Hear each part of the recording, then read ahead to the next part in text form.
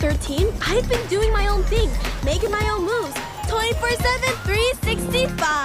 I wear what I want, say what I want, and I will not hesitate to do a spontaneous cartwheel if I feel so moved. Oh, crap. First question, Sandra, is what resonated with you the most about the film? What resonated with me the most about this film, that it was an entire Pixar film that focused on the inner life of a 13-year-old Chinese Canadian girl going through puberty.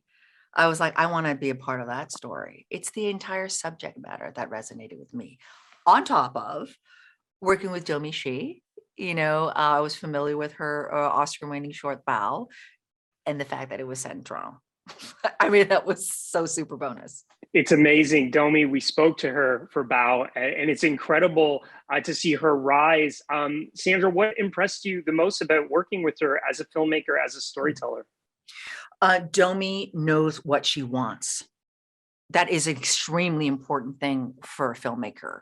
She has a very unique and particular voice, and she knows what that is. Even in the ways that she is in the midst of creating something, I always trusted her voice. What was it like for you?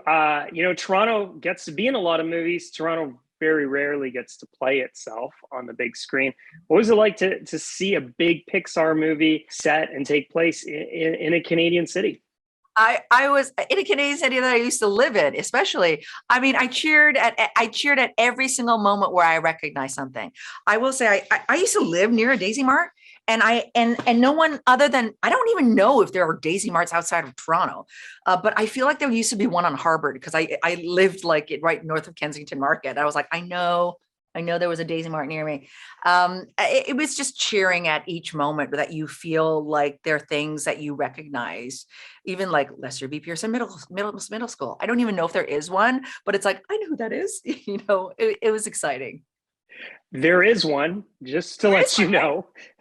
Yeah, there is. I think it's in Scarborough. Sandra, I'm wondering, you've been acting for a long time. What did your parents think when you came to them and said, this is what I want to do with my life? In Turning Red, the metaphor of the panda is many things. It's puberty, it's messiness, it's change.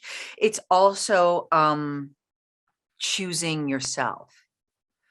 For me, I related very much to Ming and also to Mei Lin. Because I think that early on in my life, and this is a lot of times the very first step happens obviously through adolescence, I made the choice to become an artist, and that was not necessarily something that my parents could understand, just like Ming, And so the fact that I did and followed and was able to basically harness and, make a career out of being friends with my panda, for me is really has been my journey. We've seen over the last few years how much representation truly matters in the voices we see behind the scenes, as well as the faces we see on the screens. Sandra, what does it mean to you now, because you've worked in this industry for so long, to see that really come to fruition, because it hasn't always been that way? Well, I would caution you to say that in fruition, because that means like it's done, and it's not. I am so happy to be a part of the growth. And within you're correct. We can point to many films that I think that many people would be familiar with, like Shang-Chi, Crazy Rich Asians, Minari, you know what I mean? Like those are the films that are in the past, let's say, whatever, 3 years even, who have come to the forefront. I'm just so happy to be a part of that growth. But as we still need to do, develop, still need to be the truest storytellers possible, because that's what's going to last. It doesn't matter like how many we have. It's what we're saying that's going to matter, and how we're saying it that will matter.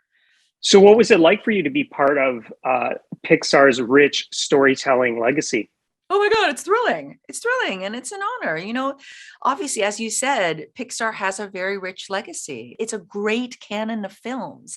And to be one of those films now, it's a real, it's just so great to be a part of. I'm trying to figure out the proper words of deep into my career, finally being able to do something like this.